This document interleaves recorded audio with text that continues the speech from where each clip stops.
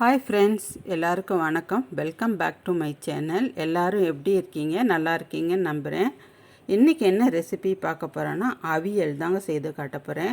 ரொம்ப கொஞ்சமாக முக்கியமான பொருட்களை வச்சு செய்து காட்ட போகிறேன். இது ஒரு நேரத்துக்கு வருங்க, அந்த மாதிரி அளவுக்கு எடுத்து செஞ்சுருக்கேன். இதுக்கு தேவையான பொருட்கள், இது எப்படி செய்யலாம் அப்படின்னு இப்போ வீடியோக்குள்ளே போய் பார்க்கலாம் வாங்க. நான் முதல்லையே சேனக்கிழங்கையும் கத்திரிக்காயும் நறுக்கி வச்சுருக்கேங்க. ஏன்னா இந்த சேனக்கிழங்கு சில கிழங்கு அரிக்கும், அதனால் நல்லா கழுவிட்டு உப்பு தண்ணியில் ஊற வச்சு இந்த மாதிரி எடுத்து வச்சுருக்கேன்.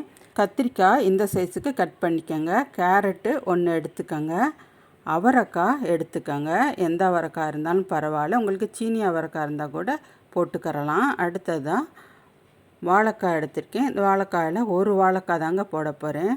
அதுக்கப்புறமா முருங்கைக்காய் ஒன்று எடுத்திருக்கேன். இது சின்ன முருங்கைக்காய் இருக்கனால ஒன்றா எடுத்திருக்கேன். உங்களுக்கு தயிர் ரொம்ப புளிப்பாக இருந்துச்சு அப்படின்னா மாங்காய் வேண்டாம். புளிப்பில்லாத தயிர் போட போகிறீங்கன்னா மாங்காய் எடுத்துக்கோங்க. இப்போ கெட்டியான தயிர் எடுத்துருக்குங்க. கெட்டியான தயிர் தாங்க நல்லா இருக்கும் இதுக்கு. அப்புறமா சோயா இதில் சேர்க்க போகிறேங்க. கொஞ்சம் போல் உங்களுக்கு விருப்பப்பட்டால் சேர்த்துக்கோங்க, இல்லாட்டி வேண்டாம். இதுக்கப்புறமா தேங்காய், பச்சை மிளகாய், சீரகம், இது மூணையும் கொஞ்சம் கொரப்பாக மிக்சியில் போட்டு அரைச்சி வச்சுருங்க. இந்த மாதிரி அரைச்சிக்கோங்க. இப்போ நம்ம காய்களை நறுக்கி எடுத்துக்கலாம்.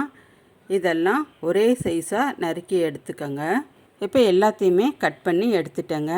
இதில் கொஞ்சம் போல் தண்ணி ஊற்றி வச்சுருங்க அலசுறதுக்கு, காயை கழுவுறதுக்கு.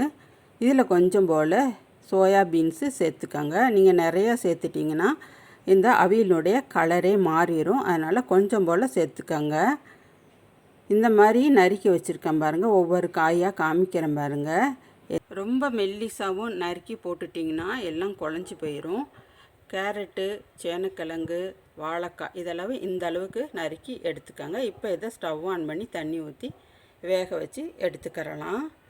இப்போ நான் மண் சட்டியாக அடுப்பில் வச்சுருக்கேங்க. நல்லா கொதிக்குது பாருங்கள்.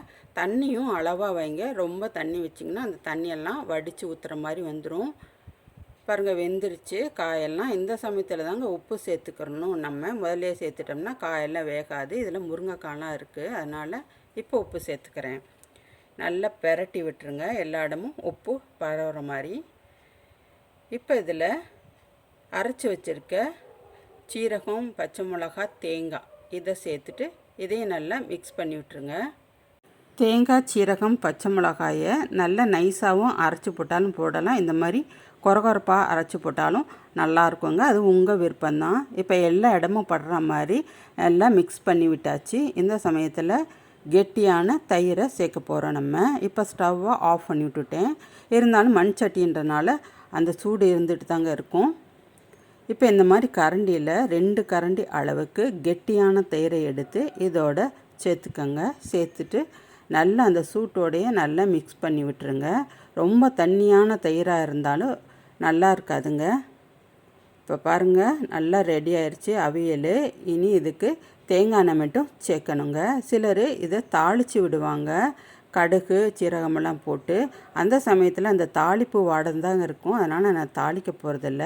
பச்சையாகவே இந்த எண்ணெயை சேர்க்க போகிறேன். இது தேங்காய் எண்ணெய், நல்ல சுத்தமான தேங்காய் எண்ணெய். இதோடு சேர்ந்து நல்லா கரைஞ்சிரும். இப்போ கரண்டியை வச்சு நல்லா மிக்ஸ் பண்ணி விட்டுக்கிறேன். இந்த தேங்காய் எண்ணெய் வடை, இந்த தேங்காய் அரைச்சி ஊற்றிருக்கிறது இதெல்லாம் சேர்த்து ரொம்ப நல்லா சூப்பராக கம்மன்னு வாசனை வருங்க. நல்லாயிருக்கும் இது. நம்ம ஒரு சைவ விருந்து வைக்கிறோம் அப்படின்னா இது ஒரு டிஷ்ஷாகவும் வச்சு சாப்பிட்லாங்க. ரொம்ப சூப்பராக இருக்கும்.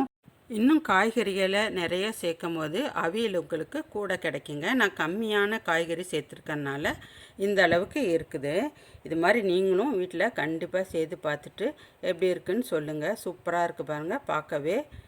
அடுத்த வீடியோவில் இன்னொரு ரெசிபி செய்யும் போது பார்க்கலாங்க. தேங்க்யூ.